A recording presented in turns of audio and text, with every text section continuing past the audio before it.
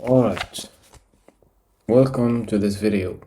Today we're going to talk about not specifically facts. I'm just going to try and relay some of the things that I have access to in my culture, which I know that the international people don't have access to. And I'm talking about the Islamic culture, the Arabic culture, as I am someone that likes to take a piece from every culture and use it to increase my spirituality.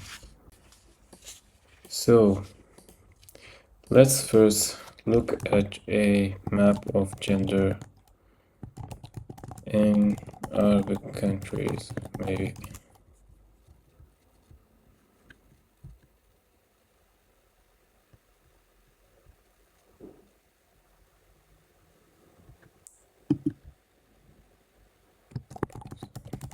Judges. So as you can see, in the entire world we have more men in the Islamic countries. This could be linked to the favorance of having men over women in these countries, but I'd like to share with you a surah in the Islamic book, which is the shortest one. Man, it took me a year to find the entire version of it without it being cut off. So there's the lines of this surah, which is the shortest one again. And I'm gonna try and explain it at the same time, tell you why this is relevant to this topic of today. So the Prophet of Islam lost two of his grandkids. They were twins, I guess, and they were male. And so his uncle, his dad's brother, was making fun of him, saying that he was cut off, that basically he won't be having male lineage. This is the part that is in here. Basically every chapter of the Quran has a reason, and the reason why this one has been revealed by the Prophet. Every chapter, by the way, is the word of God. Every word in the Quran is the word of God, which is revealed by the Prophet. And the reason why this one has fallen again is because of the last line. So the Prophet losing his grandkids, which were male, made some people in his tribe make fun of him, saying that if you have lost your male lineage, then you're cut off. Nobody's going to carry your legacy. And it couldn't be further from the truth. Not only the fact that his enemy is the one that is cut off. In the Islamic book, some of the adjectives or attributes that are proper to God are the ones where he is childless, having no parents. In a sense, God is cut off in the way that he doesn't have kids or parents, yet he's connected to everyone.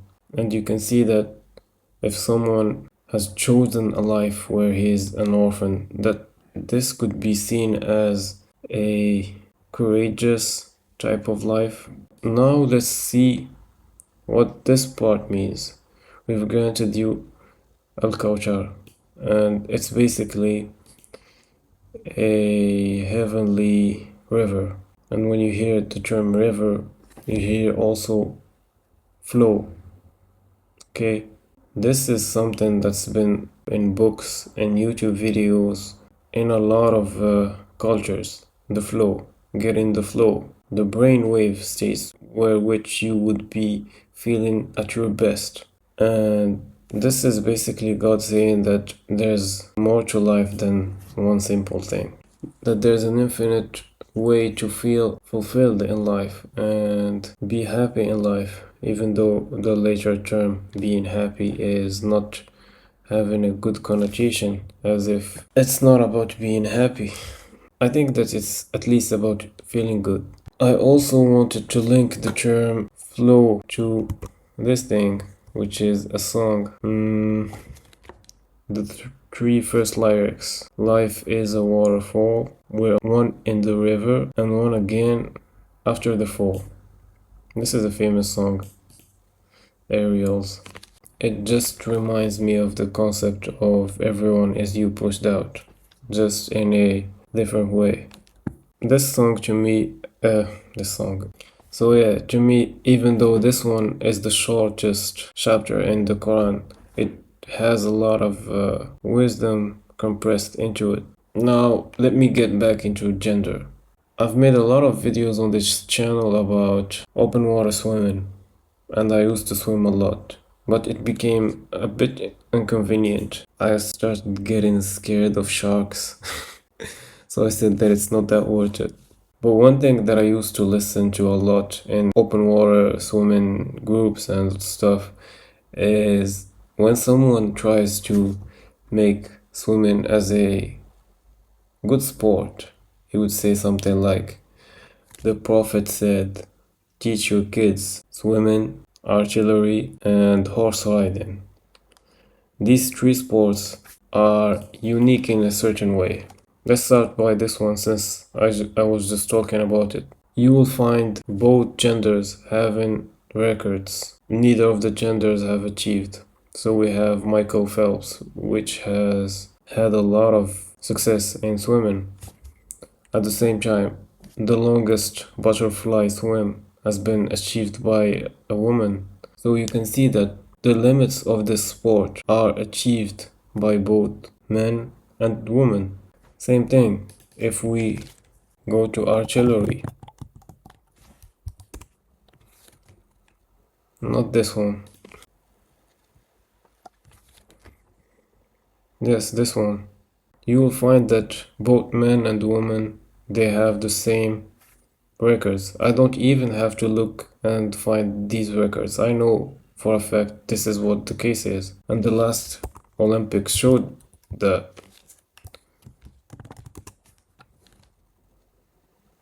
But you might say guns are not bows. So in Islam there's a thing which is wherever we advance so much as a civilization, we might start having changes in the way we live. For instance, if we have been riding real horses for the past 2,000 years or 3,000 years, well, if in the next 500 years there's robots that could imitate that, would that be considered as riding horses? These are things that are discussed by religious scientists in the Islamic world.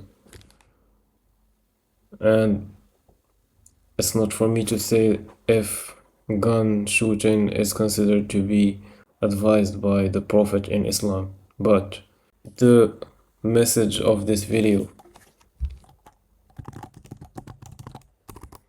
is for someone that might feel as if though sports wise that men are superior to women, whether you're a man or you're a woman thinking about this, or if you're a parent that has a daughter and you want to teach her some sport, what sport can you teach her? Is it better for you to teach her a sport where she is taught to be fighting, for instance? Is that something that would make her better defend herself? I don't know. The physical strength that is seemingly present more in men than in women is not the goal of being in this place. It's not what this place is about. This physical body, when it becomes too much reliant on strength and physical strength, becomes more of a negative. It becomes more of a draining power, and it drains you from a lot of things that you want to do in life. If you have too much muscles, you might suffer from apnea, you might suffer from difficulty breathing, difficulty focusing. Okay, and so back again into the beginning of the video. I don't know why the reason is there's more men in these countries over the average population. But as I just shared with you right now, in Islam and the Prophet, even the sports that he shared, they were fair for both genders. So yeah, fruitful thoughts. Thank you for watching and see you on the next one.